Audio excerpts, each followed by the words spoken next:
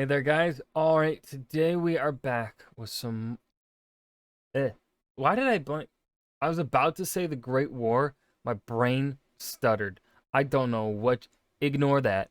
Today we're back with some more overly sarcastic productions, but this time history summarized the castles of Wales, and this is something I know things about because this is my time period. This is my area too. This is my shit. This is mine. All right, I got this. Okay, Blue. I'm sure you're gonna cover some great stuff here, but I can lead. I can lead us here. Before I dive in, though, make sure you go and check out the links in the description box below. I would love if you join the Discord and follow me over at Twitch, and check out the Kickstarter while it is still live for the next few days. Yeah, history summarized the castles of Wales. A lot of the castles here in Wales were built to keep the Welsh subjugated. That's pretty much the story of these castles. They were built as a means to counter rebellion and stuff like that. We see them starting to get built post Norman conquest with the Norman Marcher Lords that come in and they take over like the southern Wales and stuff after 1066. And then we don't really see too much progress with Wales. It's kind of left alone for a century or two. It isn't until Edward Longshanks is the one who comes in and finishes the conquest of Wales. I largely consider. No, not. Did Edward. Wait, hold on. Is he the one? Shit. Yes. Hold on. I'm blanking on the years. Or was it his father that did it? Conquest of Wales. Yeah, it was Edward Longshanks. Okay. By the way, I remember I made a video. I think there was a video like a year or two ago on Wales and things like that, and people were saying I was wrong. Uh, I hold grudges. People say I was wrong for calling Edward's conquest of Wales the conquest of Wales. If you Google the conquest of Wales, it's Edward that shows up first, motherfuckers. Okay, and historically, when you talk about a conquest of something, typically that means the entire area is subjugated. The Norman subjugation of Wales is really kind of just referred to as like the Norman Marcher Lords, because they had a bit more autonomy than the other vassals of the English king. It was a little weird. I had a class on early British history, and the Marcher Lords were a part, and really the Welsh in general were a confusing bit. But anyways, I hold grudges. Okay, so I'm not wrong. You're wrong, people from like a year or two ago. I'm pretty. So stupid. But yeah, Edward comes in and he conquers the place. He largely, I don't think he goes on a building spree right at the beginning. It is after the first Welsh rebellion against them. There were like two or three, I think, Welsh rebellion. Two that I remember off the top of my head how they went, but I feel like there could have been a third that I'm forgetting. But the first one he puts down, and he ends up building, I think, with the end of the first rebellion, or as a means to help put it down, he ends up building, I think, the most famous castle in Wales as part of that. Can't remember the name of the castle. Second rebellion happens, and I think more castles get built. And I think it's, can't remember if it was after the first or the second.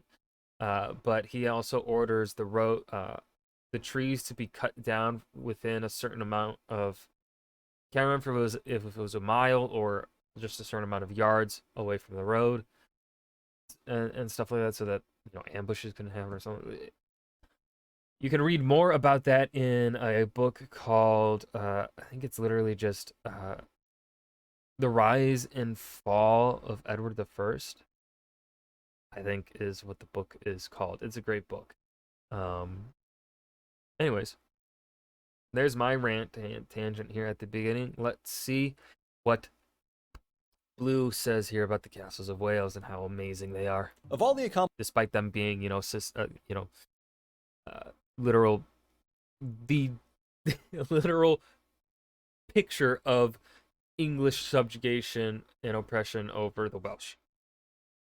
accomplishments and legacies of the medieval world, few things capture the popular imagination like castles. These stone-built cities in miniature at once reflect the staggeringly long history of warfare as well as the splendor of royalty and the remarkable brightness of these cultures. From kings and their knights to governing officials, visiting dignitaries, traveling merchants, and agricultural locals, medieval life at every level unfolded within their towering walls, and these great citadels stand as a built record of that history. And they're the kind of multi-purpose structures where functions overlap. A wide scenic view is a strategic asset for spotting incoming armies, so most castles are smack in the middle of the most beautiful vistas imaginable, and that aesthetic spiffiness in turn becomes a point of prestige for the castle's owner. Power, peril, and more than a little prettiness are all wrapped up in these castles, but perhaps the simplest reason why they captivate us is because we just don't make them anymore. Bourgeois rich people built fake castles for their estates in the 18th and 1900s, but I mean real castles, not that 1%er BS. To be fair, they'd been doing that since around when were cannons starting to be widely used. Like, when cannons started to be widely used is when we see the fake castles begin to be built. Will those be the Gothic castles when that started? I would say 1600s is when we really start to see, I think, the fake castles. Because I think, isn't it end of 1600s or is it early 1700s when Versailles is built? Around the time of Versailles is when I consider the fake castles.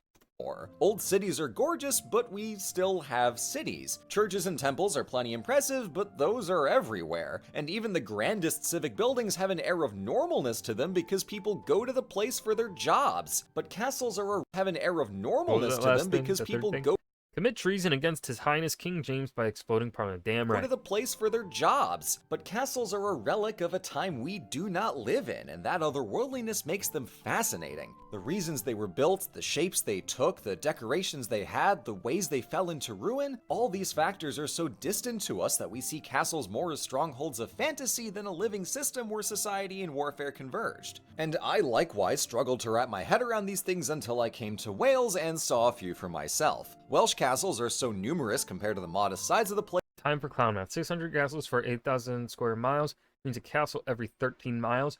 We could do better. Let's shrink that down to a castle for every single mile. I want castles everywhere. A castle for everyone. Oh my god. A castle for everyone. We could do it. I think we could do it. Let's do it. But given the Midlands are so thoroughly mountainous, the effective density is much higher. Place that Wales is the most castle-dense country on Earth. Given England, this is why Wales is the best country. If it were only independent of the foul English. England is right next door. We can guess they weren't built for fun. Now, most of these castles have survived, albeit in different states of functionality or completeness, so to better understand how they worked and what they meant for the story of Wales, let's do some history. The tale of castles in Britain goes back to Roman times and their abundant need of them to deal with those rowdy Celts. At a minimum, most every town with Chester or Car. Fun etymology time. English variants of Chester, of Care, are all derived from the Latin castrum, meaning fort or fortress. Clearly lots of forts in Roman Britannia. Gets its name from the Latin castrum and was originally built as a Roman military fort. Roman Britain was a forts first, towns later kind of place. But while the Englandy bits were full of spiffy cities by the height of the empire, Roman presence in Wales was one, maybe two towns and forts for days. Much like Hadrian's Wall for Scotland, this amount of historical troublemaking is a dear source of Welsh pride. One millennium later, some of these spots got repurposed after the Norman conquest for a new age of castle building. See, in 1066, William the Conqueror won the entire kingdom after a single battle, but he needed some new strategies in order to hold on to it. What followed was the heftiest single wave of castle building in British history. With a whole kingdom to pacify and not much time to do it, William and his nobles started by locking down key cities and protecting lines of supply and communication across rivers or old Roman roads. By the end of the century, they'd built several hundred castles across England and South Wales. A small handful of these were made of stone, but the rest were built from wood as a motte and bailey, an earthwork hill with a central keep on top and a fortified garrison below, with stables, storehouses, and anything else the castle owner would like to have behind a wall. These first castles may not conjure all the dramatic medieval vibes, but they were quick to build and plenty effective. Cardiff Castle was rebuilt in stone but retains the motte. All the original wooden keeps have long since decayed. If only wood could last for longer. At stopping mass uprisings against the new Norman government. Even an architecture gremlin like myself can't fault their definitely correct priorities. English castles transitioned to stone over the next century, with new and newly refurbished castles opting for a more permanent material than wood. In Wales, however, Norman rule was substantially less established, so the ease and versatility of timber castles kept them in use well into the 1200s. But even from the Normans' first arrival, the key difference from England is Wales did not come pre-conquered, so castles were built offensively rather than defensively. And in practice, that meant they were built faster, more often, much closer together, and against an organized enemy who was also building castles. Both the Norman lords in the southern borderlands, called the Marches, as well as the Welsh princes themselves were castling seemingly every river and valley in Wales. These offensive castles often skipped the motte completely and just built a fortified earthwork bailey, what we sometimes call a ringwork castle, and as the frontier shifted over the 10 to 1200s, There's surprisingly fierce debate among architects, archaeologists, and castilologists about how to differentiate castle types, so ringwork is an iffy term. What even defines a castle also gets hotly debated. Core point is sometimes speed beats thoroughness. I consider a castle, this is my definition of a castle, and I think a lot of the debate may come from also the overlap with fort. Perhaps. A fort is not, I don't consider a place where government rules from. A fort is purely military. That's my definition, is a defensible structure, pure military means. A castle, I would say a castle is something that, of course, has things like multiple things inside of its wall, like a blacksmith, perhaps a baker. I don't really know entirely what would be inside the walls of a fucking castle.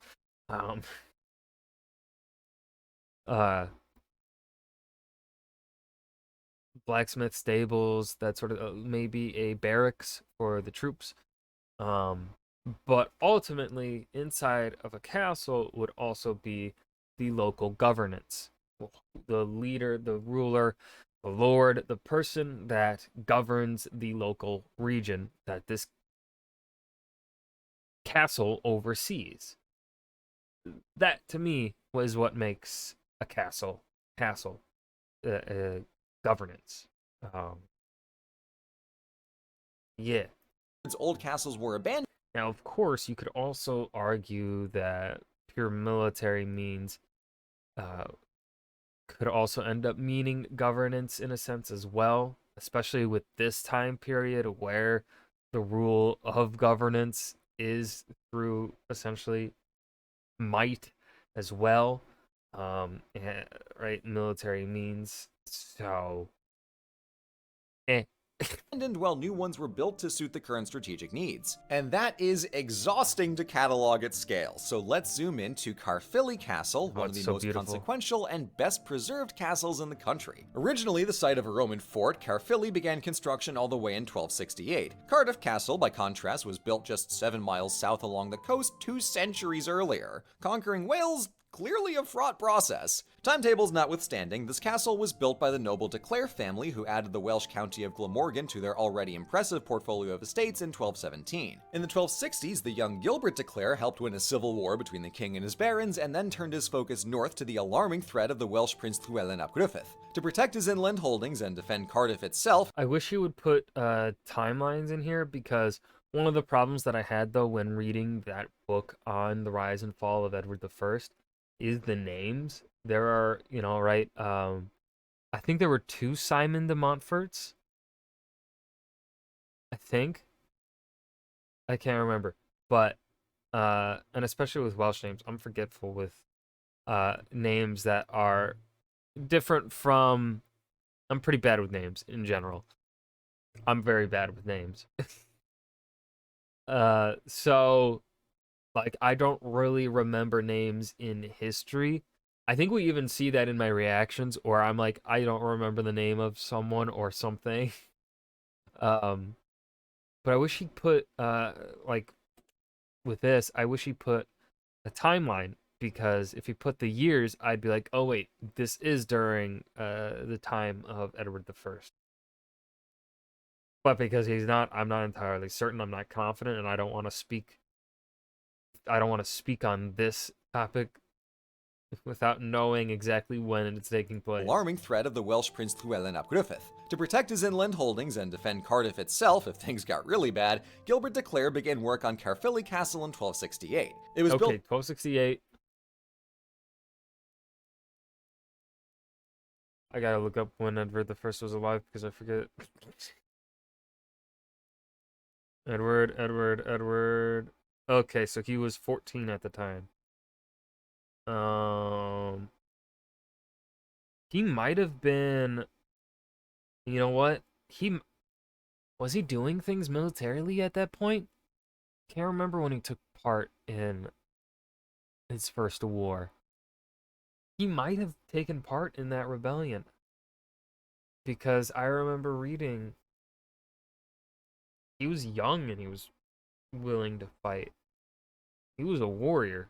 Built entirely of stone, but seeing as that takes more time, it was still vulnerable enough for Prince Llewellyn to attack and possibly even destroy the castle in 1270. Construction resumed the next year in the new concentric style with nestled layers of fortifications, in this case 2 rivers and 3 outer walls. Thanks to a brief peace, the castle was finished in the mid-1270s, just in time for the new English King Edward to launch a final campaign to conquer Wales. And with the prince defeated in 1282, Wales was no longer a constant war zone, so Gilbert swiftly reassessed for a couple years, it wasn't a constant war zone. That's the purpose of his castle, converting it into a fine country estate in the following decades. The fortifications on Caerphilly remain gorgeous in their scope and complexity, and de Clare recognized the prestige to be had from a swanky castle, as even though the Welsh threat had passed, he continued renovating and expanding the defenses for seemingly aesthetic purposes alone. There's no strategic reason to make the outermost walls symmetrical, except matchy shapes make happy brain go burr. By his death, Caerphilly had turned from a wartime fortress into a palace fit for a minor royal. The castle's story continues through decades of aristocracy.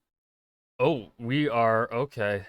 We're skipping past. All right, we're not even going to talk about the Second Rebellion. Okay.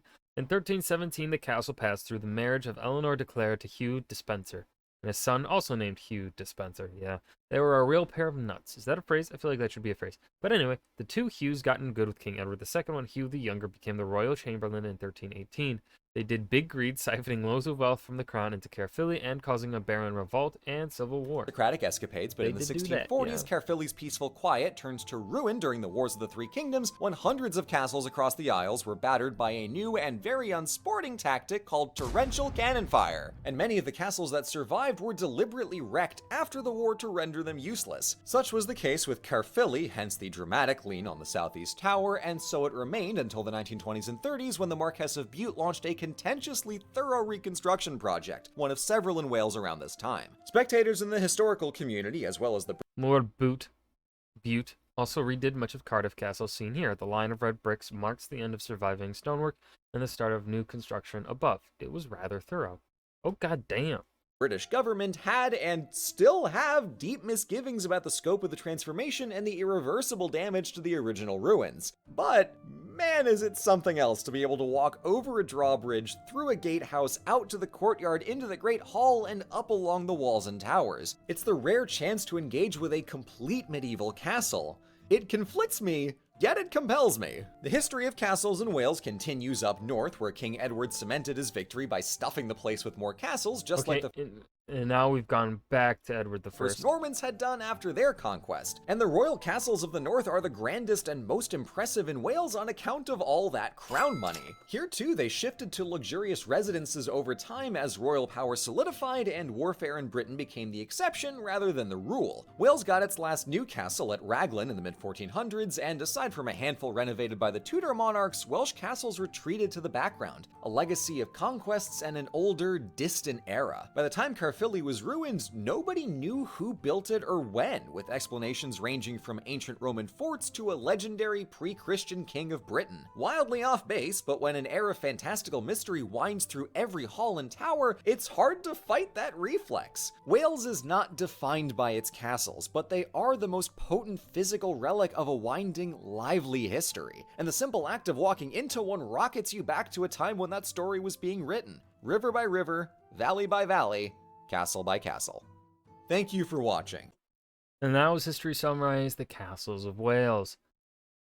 This was okay. I think he could have done better.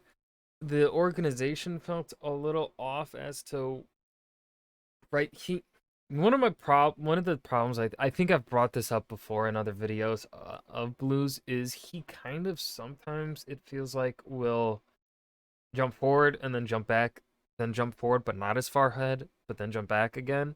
It's kind of what I got here, right? We went through Edward the First pretty quickly, in which it was really Edward the First's reign where we really see the building of all these castles, and that wasn't really talked about.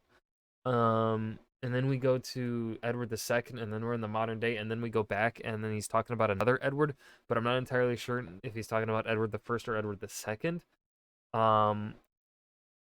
That's a little issue I have. It's a bit nitpicky. Overall, it's a good video, but like, and of course, this is History Summarized, The Castles of Wales, and I'm someone that, I know more than a summary of the Castles of Wales here.